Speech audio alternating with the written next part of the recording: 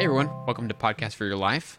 I'm Jam, and today we're going to be talking about something that everyone has and many people have different feelings about, and you already know what it is because you already clicked to listen to it or whatever, and it's personalities. Personalities. Where should we start with personalities? There's a lot to cover. We only have 15 minutes. That's our rule. I think we should start with what are persons?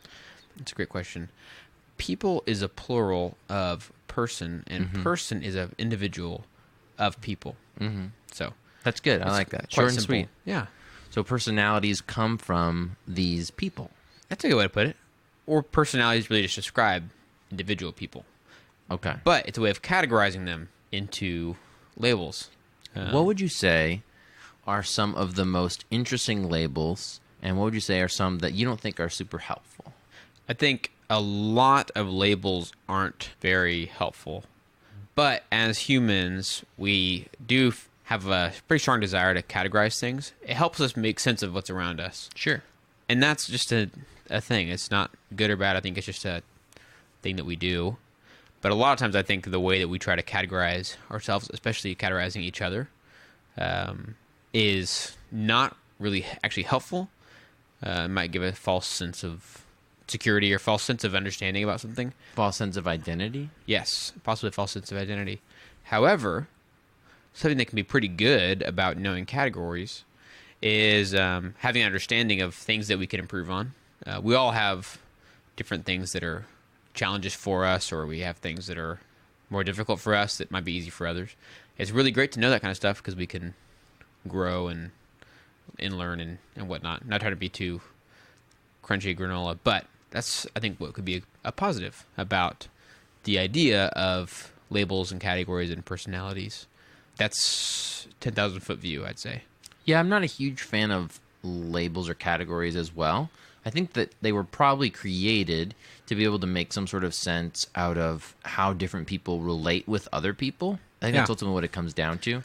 And I think that overall, I don't know if they're necessarily that helpful. I understand that the logic behind creating them, personality types or subdivisions of different people. Right. But I don't know if they're necessarily that helpful. I know. For instance, like, according to a lot of people, including the state of Arizona, I'm considered a sociopath. Should I leave? I didn't know this. But yeah, personalities are interesting. Right now, I wouldn't say it's a trend right now, but for years now, it's been something that has grown in popularity and people's general interest in the topic.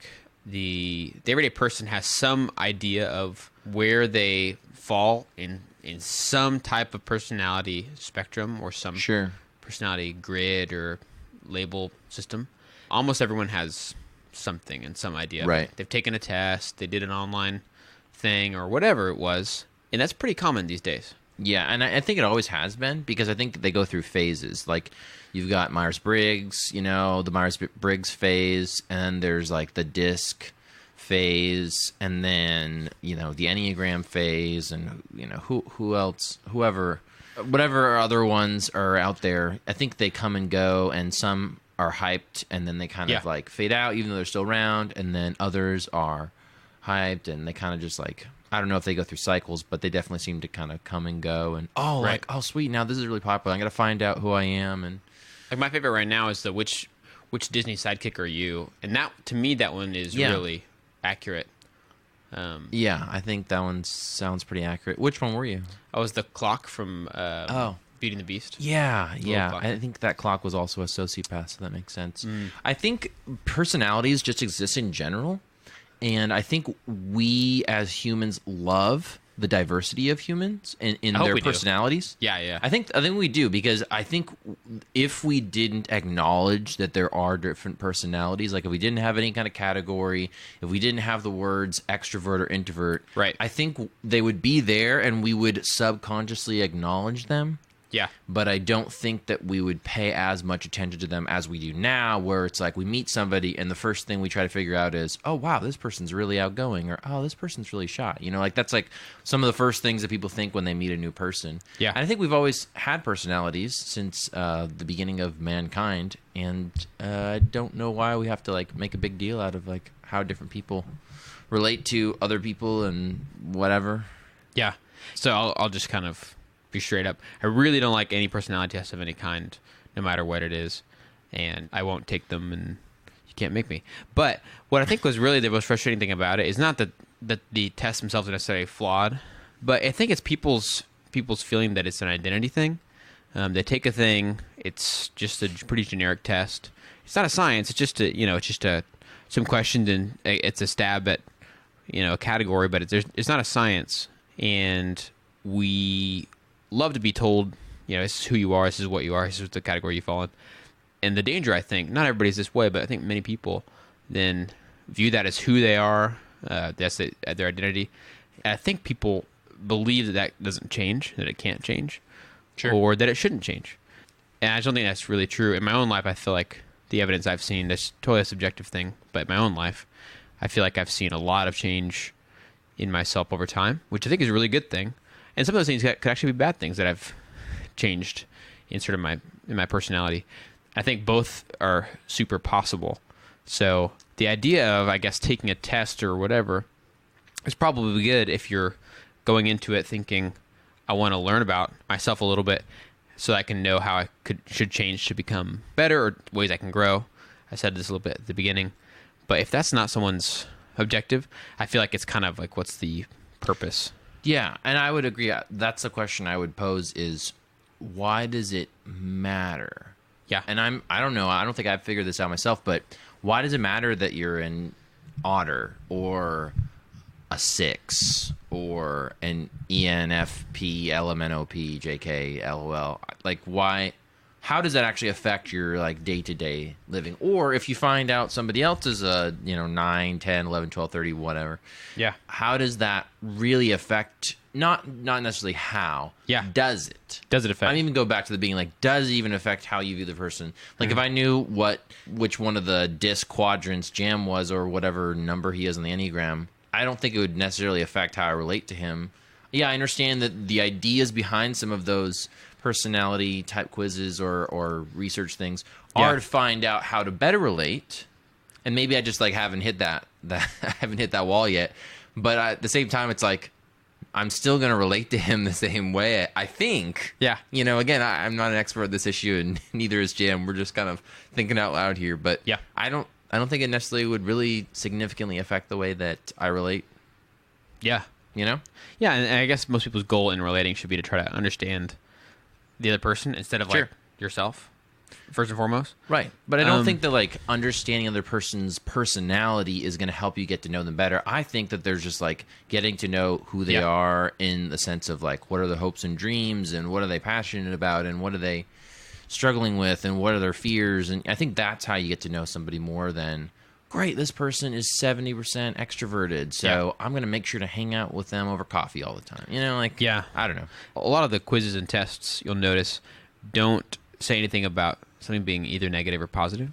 They ask questions and give you your results and tell you, which category you fit in a way that makes it seem like that's good.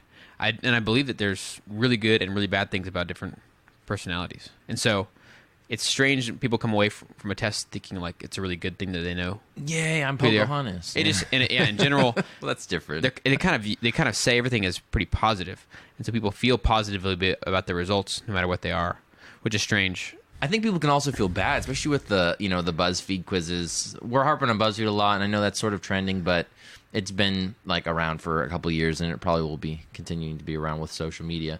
But I think people feel bad, like whenever I've done one of those quizzes and I don't get Yoda or Obi-Wan, and I get like Boba Fett, I'm like, okay, he's cool, but like I wish I was blank. I mean, he has a jetpack, but then that gets back to, okay, is this real? Or obviously I think a lot of those are made up, but they're made up. If it instills a sense of longing for, I wish I was blank. Yeah.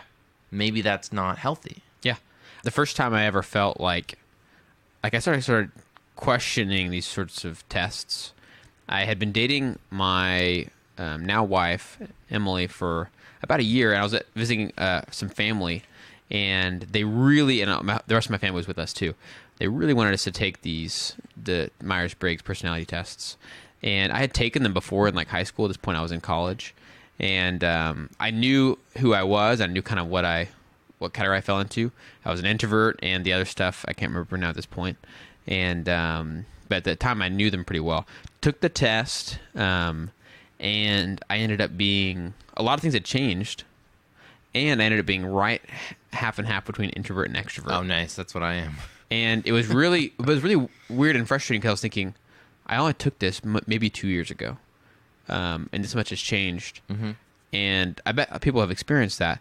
And to me, it felt like, okay, this test could be accurate, but also, was it not accurate the first time? Things could have changed, but at the same time, isn't that just normal? Like, today, I'm this. Like, it could have just be a small, like, selection of, here's where I'm at right now. Yeah.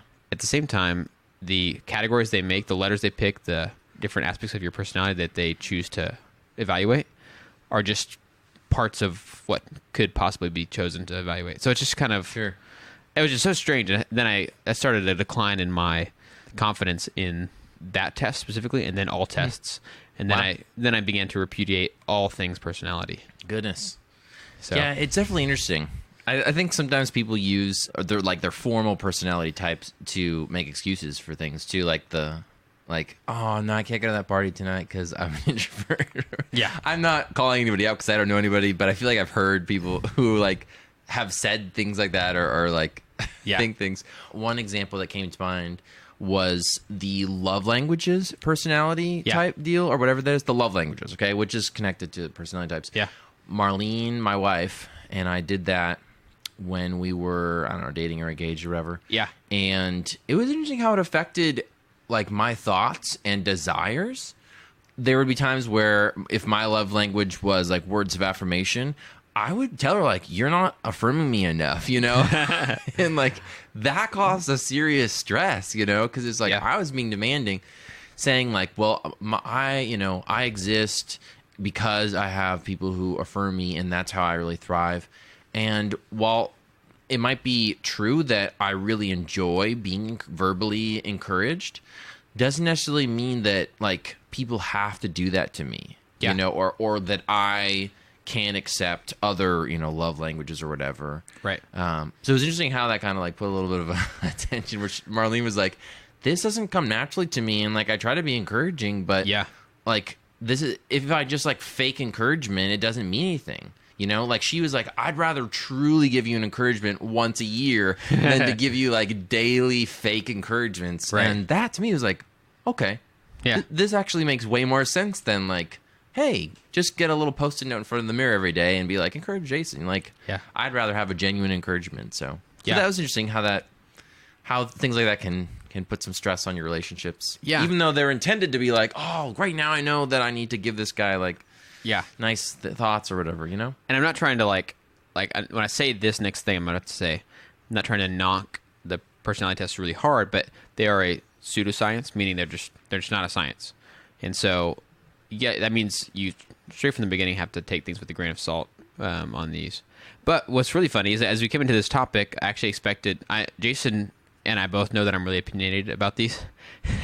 I expected to experience more opposition, but it sounds like we're in a similar... I'm pretty neutral. Like, I'm not going to call out... Similar feeling on these. Yeah, I don't want to call out anybody in general, especially if they've done a lot of work in this area study. But again, we're not experts.